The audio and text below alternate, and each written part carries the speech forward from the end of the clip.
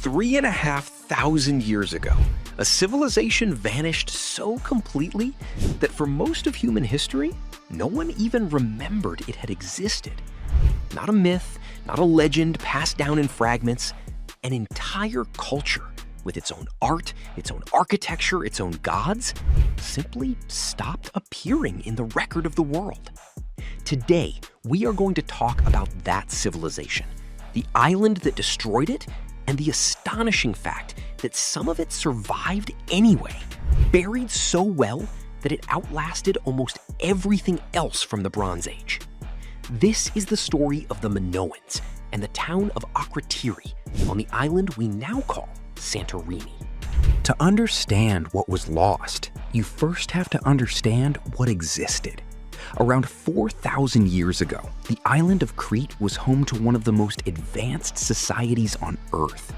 The Minoans built multi-story palaces with indoor plumbing centuries before the Romans would become famous for the same idea.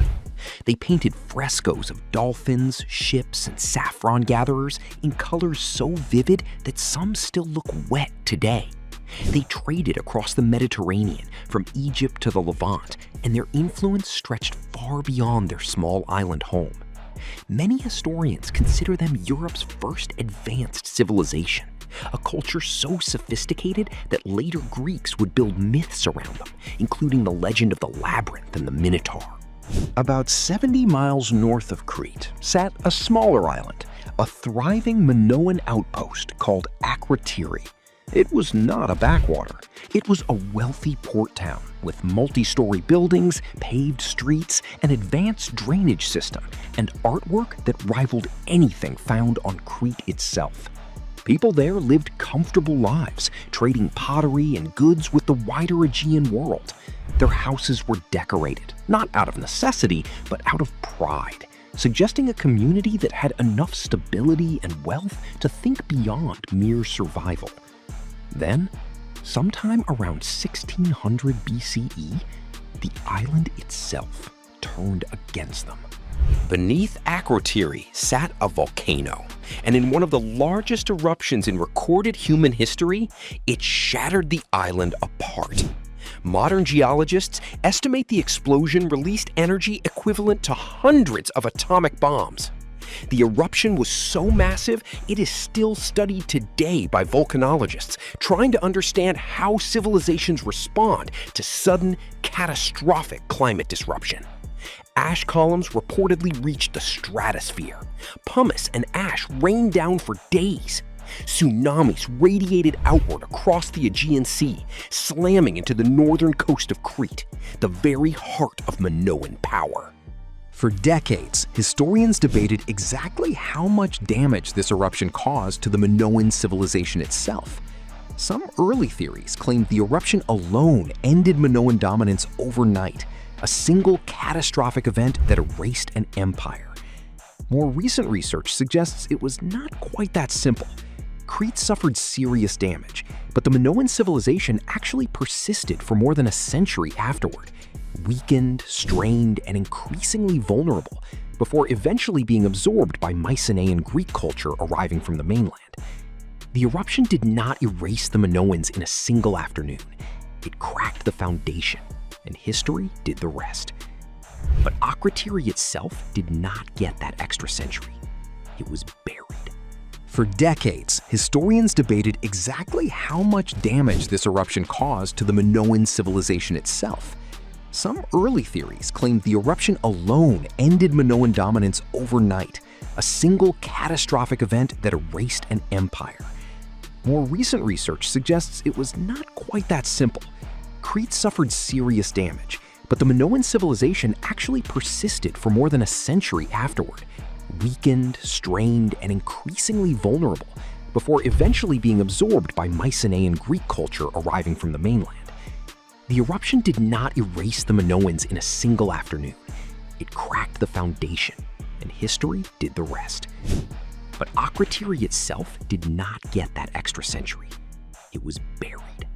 What they found instead were homes left remarkably intact, multi-story buildings still standing under the ash, Beds, furniture, storage jars still in place, and walls covered in frescoes that had survived completely undisturbed for over 3,000 years.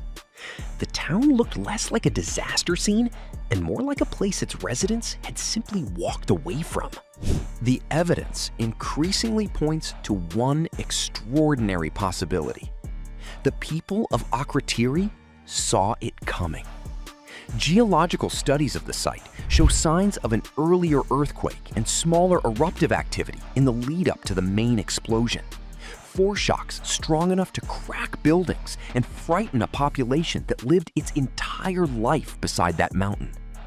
Many archaeologists now believe the residents evacuated before the final civilization-ending blast, taking their valuables and likely their dead with them, leaving behind only what they could not carry. We do not know exactly where they went. We do not know if they survived long after escaping, or whether the same tsunamis that battered Crete eventually caught up with them elsewhere. That part of the story is still missing, possibly forever. But the town itself, sealed under layer after layer of volcanic ash, became one of the most perfectly preserved Bronze Age sites ever discovered. Sometimes called the Pompeii of the Aegean, except older and arguably even better preserved, because there was no fire, no looting, no centuries of later construction built on top. What survived is staggering. Frescoes of blue monkeys, swallows, and lilies in bloom. A fisherman carrying strings of fish, painted with anatomical precision that still impresses art historians today. Multi-story houses with private bathrooms and drainage systems that fed into a centralized sewage network. A level of urban planning many cultures would not match again for thousands of years. Pottery, furniture, looms, and tools frozen exactly where daily life left them.